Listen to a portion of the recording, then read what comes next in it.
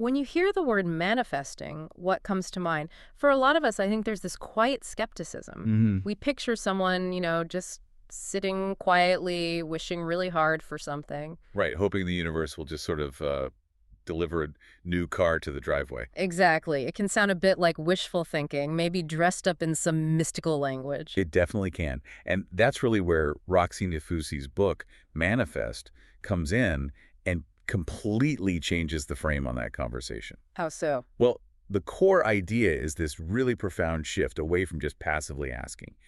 It reframes manifesting as a pretty rigorous practice, Yeah. something rooted in self-development and actual psychology. So we're moving it out of the purely mystical then. We're moving it toward the hard work of, you could say, internal construction. I like that. Yeah, Nafusi's whole point is that it's fundamentally about aligning your deepest sense of self-worth with your actions. Your tangible, conscious actions. So you have to become the person who already has those things. You have to become that person. It's not about passive hope. It requires proactive creation. And that idea of proactive creation feels key here. The whole philosophy seems to be, you need to go out and create the life you actually want. Hmm. Instead of just constantly revolving around the people or the things you don't. You stop fighting the past Yeah. and you start building the future. It's a call for a kind of decisive, positive construction, an architecture of becoming. In an architecture of becoming, let's unpack that because that sounds like it means we have to confront some uncomfortable truths about ourselves. It really does. So our mission today is to explore that inner construction work, to move past the surface level idea of visualization and get into the deeper truths of what proactive manifesting really asks of us. And that deep internal work, Mm-hmm. that's the only foundation that will actually hold. Absolutely. So when we talk about this practice, we have to start with that foundational belief system. Manifesting isn't a magic trick you do once. It's a consistent practice, and it's built on what you believe you're worthy of. I mean, if you subconsciously believe you only deserve to struggle financially, that's very often the reality you'll keep creating. Right. And the author grounds this idea so beautifully. She writes, manifesting is a meeting of science and wisdom. I love that line. It is a philosophy to live by and a self-development practice to help you live your best life. You see, it immediately demands consistency. It asks for that ongoing self-work. It's a tool for shaping your life, not just a one-off transaction. It does. And that brings us right to the next piece, which is clarity. This seems to be the first major hurdle for people. It really is. You can't just manifest a happier life. It's too vague, isn't it? It's totally shapeless. Mhm. I mean, if you're just putting out these generic wishes, how are you ever going to recognize the actual opportunity when it shows up? Especially when it's disguised as hard work. Yeah. And the author is really uncompromising on this. There's this powerful line she uses. Clarity is the ultimate power. If you don't know where you're going, you'll never get there. It seems so obvious when you hear it like that, but what's the real danger of being vague?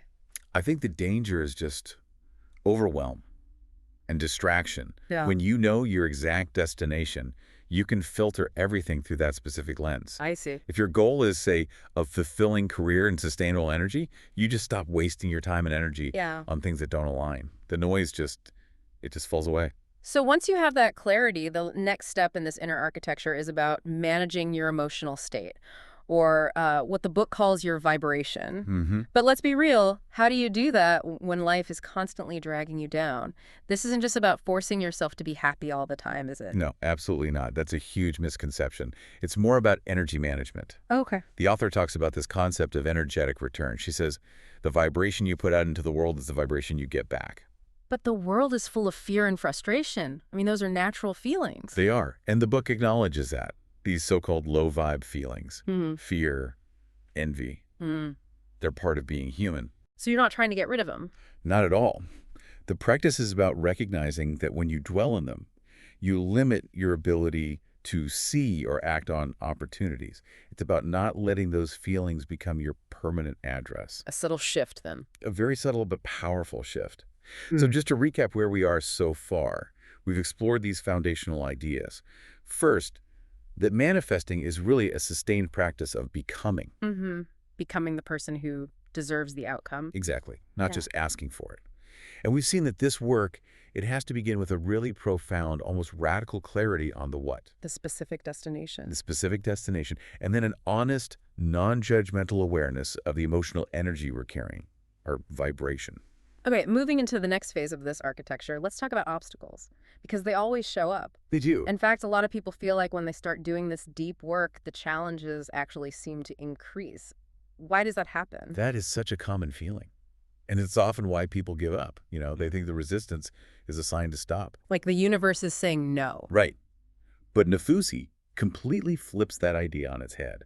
She encourages you to see these challenges not as roadblocks, but as opportunities. How so? She frames them as an intentional test. She writes, tests are the universe's way of asking, are you sure you want this? Have you really changed? Wow. Okay, so a test. It's a test. And that's where this whole concept becomes really empowering. These setbacks are framed as vital checkpoints. They're opportunities for you to prove you have the resilience and the skills for that next level you're trying to reach. So they force you to move past your old patterns. They source you. If you ask for the courage to start a business and then an investor asks you a really tough question, that question isn't a setback. It's the test. It's the test, confirming you're ready for the responsibility. They're promotions, not roadblocks. Okay, so those are the external tests. What about the internal ones? The biggest one for so many of us is envy, comparison. Most self-help says just avoid it. But the author has a really interesting, almost contrarian take on this. It's such a useful reframe because it's just so realistic about human emotion. Right. The idea is, if you see someone else who has exactly what you want, that business, that relationship, it's not a sign of your own failure. What is it then? It's proof. Yeah. It's proof that that exact thing is possible for a human being. So you're using their success as confirmation of your own potential. Exactly. It's like a personal GPS and highlights your own deepest desires, maybe ones you've forgotten about. I see. The goal is to pivot from that soul-crushing question, why them, to something more empowering, like, thank you for showing me it's possible. And thank you for showing me what I really want. Yes. It clarifies your own intention instead of diminishing your spirit. Now, this brings us to maybe the most uncomfortable truth in the book. This idea of a hidden fear. The fear of success itself. This is where the work gets really hard. We spend our whole lives afraid of failing. How can we possibly be afraid of getting everything we want? Because true success demands a major identity change. You're not the person who struggled anymore. You're not the person who made excuses. You have to become someone new. You have to become someone new with new responsibilities, new consistency. You might have to leave old habits or even relationships behind. And that is, subconsciously, very overwhelming for the ego. So we sabotage ourselves to stay safe. We do. The author addresses this directly. She says, fear is just an illusion created by your ego to keep you safe in your comfort zone. And that comfort zone is so tempting, even if it's keeping us small. So this is the core internal work then. We've learned that we need to see challenges not as blocks, but as exams we have to pass. Exams before graduation. And we can actually transform the pain of envy into real clarity about what we want. Yes. And maybe most critically, we have to identify that fear of success, that quiet resistance that might be keeping us clinging to what's familiar. And once that internal work is really underway, you've got the clarity, you've addressed the worthiness, you've reframed the obstacles, then you have to move to execution.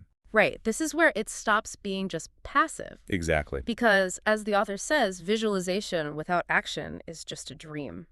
And this is what really separates this proactive manifesting from older methods. You have to take the physical steps. You have to meet the universe halfway. It's about that inspired action, not just waiting for an opportunity to fall into your lap. Not at all. And one of the most powerful actions we can take, one that also shifts our internal state, is practicing gratitude. And she describes gratitude not just as being polite, but as a powerful frequency. She calls it the bridge between where you are and where you want to be. How does that actually work in practical terms? Well, gratitude physically shifts your brain's focus from a scarcity mindset. Right. What's missing, what I lack, Right. to an abundance mindset, acknowledging what you already have. And that sense of abundance just naturally makes you more receptive to opportunities because you're scanning the world for possibilities, not for problems. And in terms of other proactive steps, the book is quite forceful about curating your space, your inner circle. Oh, that's crucial. Your environment is a constant feedback loop. So you have to do an audit. You really do. Yeah. It means actively unsubscribing from people or social media that just trigger feelings of inadequacy or drama.